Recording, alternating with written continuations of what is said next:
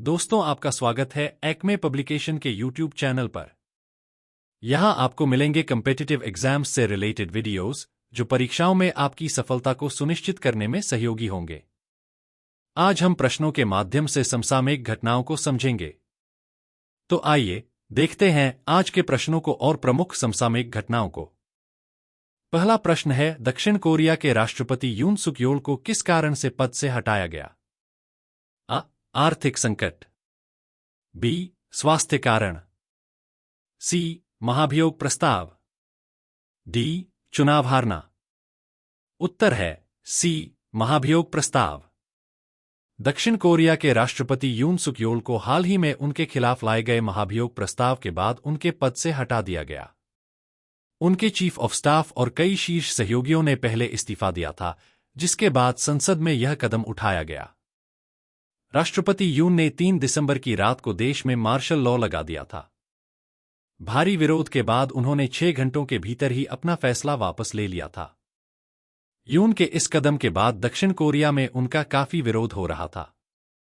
दूसरा प्रश्न है, स्विट्जरलैंड सरकार ने 13 दिसंबर को किस कारण से भारत से मोस्ट फेवर्ड नेशन (MFN) का दर्जा वापस ले लिया? भारत के सर्वोच्च न्यायालय के एक निर्णय के कारण। बी. आर्थिक संकट के कारण। सी. राजनीतिक दबाव के कारण। डी. व्यापार विवाद के कारण। उत्तर है भारत के सर्वोच्च न्यायालय के एक निर्णय के कारण। स्विट्जरलैंड सरकार ने भारत से मोस्ट फेवर्ड नेशन (MFN) का दर्जा 13 दिसंबर को वापस ले लिया।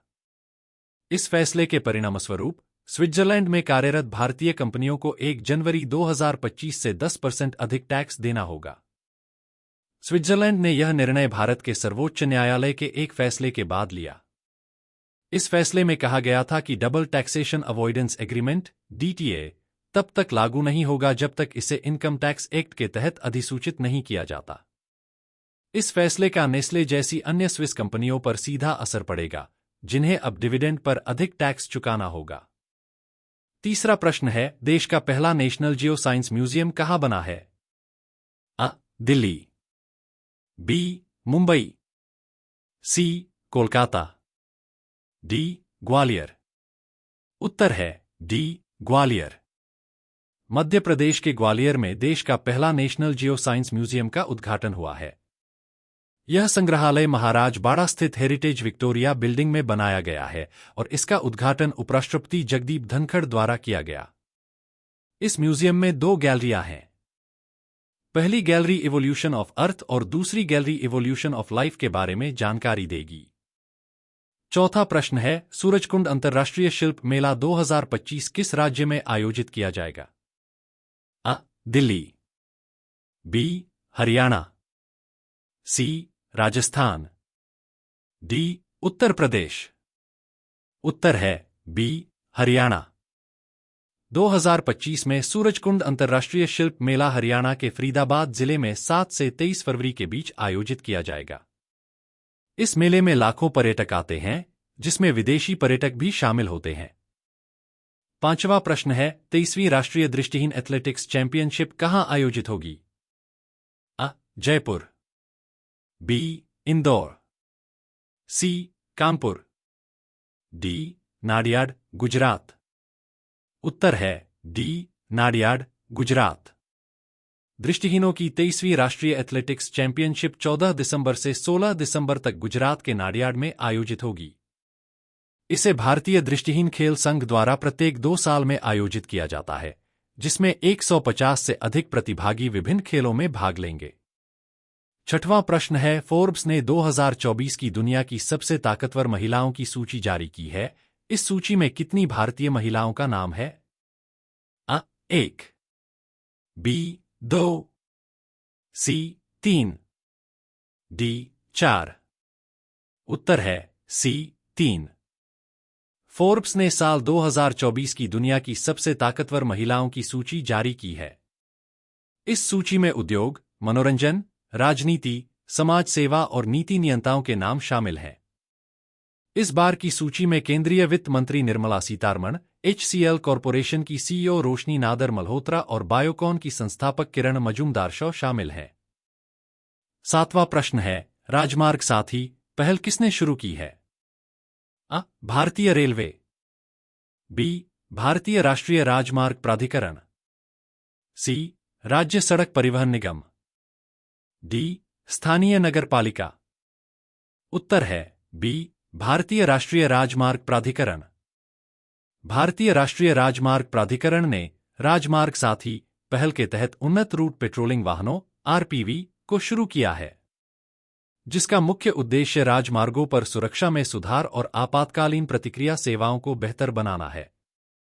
यह पहल सड़क सुरक्षा को मजबूत करने के लिए महत्वपूर्ण है, जिससे घटना प्रबंधन सेवाओं में वृद्धि होगी।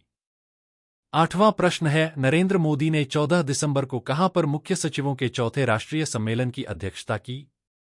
अ. मुंबई, बी. बेंगलुरु, सी. नई दिल्ली, डी. चेन्नई। उत्तर है सी. नई दिल्ली।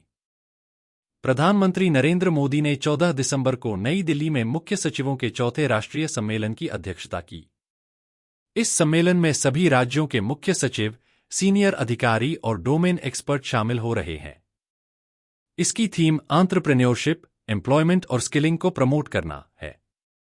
9वां प्रश्न है, ब्लूमबर्ग ने दुनिया के 25 सबसे अमीर परिवारों की सूची जारी की है। इस सूची में सबसे ऊपर कौन सा परिवार है? अ. अंबानी परिवार, बी. वोल्टन परिवार, सी. रॉकफेलर परिवार, डी. रोथस्चाइल्ड परिवार। उत्तर है बी. वोल्टन परिवार। ब्लूमबर्ग ने 13 दिसंबर को दुनिया के 25 सबसे अमीर परिवारों की लिस्ट जारी की। इनकी संपत्ति इस साल 34.5 लाख करोड़ रुपए बढ़ी है। कंज्यूमर रिटेल कंपनी वॉलमार्ट चलाने वाला वोल्टन परिवार लिस्ट में सबसे ऊपर है। ये परिवार पिछले साल दूसरे नंबर पर था। 10वां प्रश्न है, शाकिब अल हसन को किस देश के टूर्नामेंट में गेंदबाजी से प्रतिबंधित किया गया है? अ. Bharat, B. Pakistan, C. England, D. Australia. उत्तर है C. England. England and Wales cricket board (ECB) ने 14 दिसंबर को बांग्लादेशी क्रिकेटर शाकिब अल हसन की गेंदबाजी पर प्रतिबंध लगाया है। अब वे ईसीबी के किसी भी टूर्नामेंट में गेंदबाजी नहीं कर सकेंगे। यह प्रतिबंध 10 दिसंबर से लागू किया गया है। बांग्लादेशी क्रिकेटर शाकिब अल हसन के अवैध गेंदबाजी एक्शन के कारण यह प्रतिबंध लगाया गया है। आपको यदि हमारा ये वीडियो पसंद आया हो तो लाइक, शेयर और सब्सक्राइब करें। थैंक्स।